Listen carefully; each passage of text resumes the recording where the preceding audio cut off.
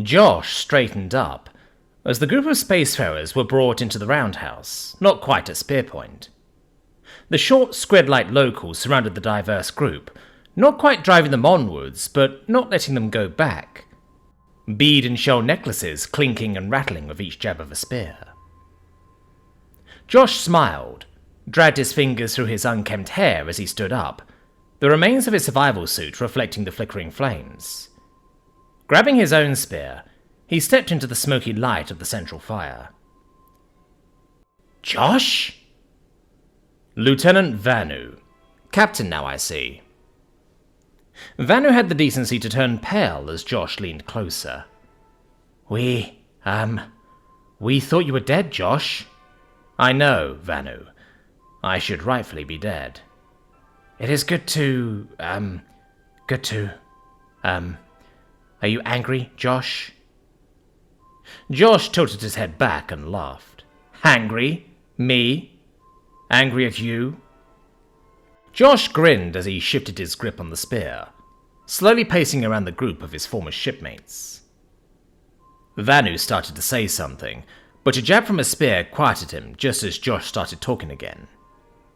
Why would I be angry? Just because you decided to blast off when I was less than 500 meters from the ship.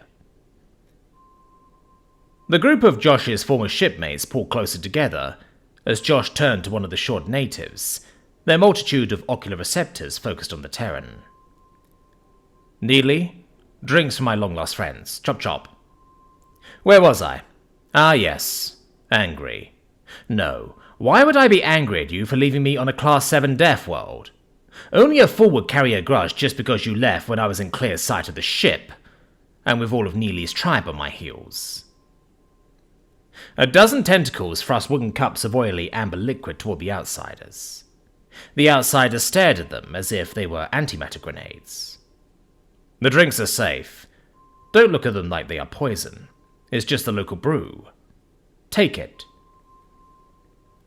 Unsteady hands, tendrils and pseudopods carefully grasped the wooden vessels, holding them as if they could catch fire at any moment. The oily liquid in them moved oddly, as if half alive.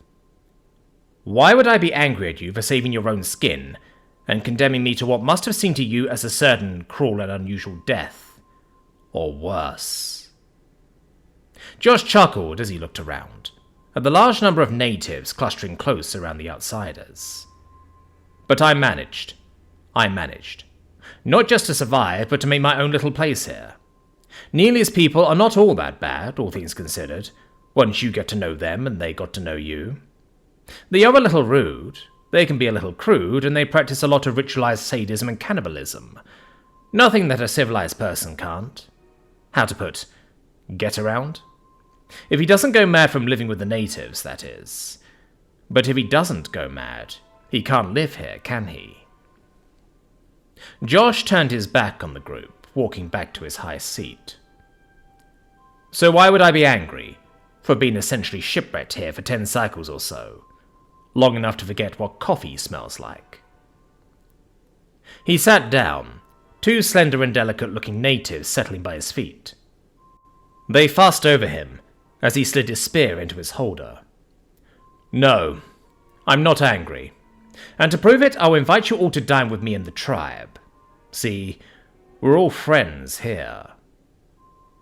Josh inhaled deeply of the smoky air, tangy with burning resin, a slow smile growing on his cracked lips. Josh looked over at the native he had addressed earlier. Neely, tell the tribe that we will hunt tonight. Josh steepled his fingers, smiling as he carefully, slowly studied the captives. The natives started to mutter excitedly as the spacefarers looked around nervously. No, I am not angry at you. I am, however, a wee little bit annoyed at you all. So before we eat, we will play a game. A game I have played every day for the last 10 cycles or so. Dozens of tentacles reached out from the ring of natives surrounding the prisoners, deftly and quickly stripping them of weapons, radios, rations, and all other survival gear. Josh smiled wickedly as he leaned back. A game with no rules. A game called Survival.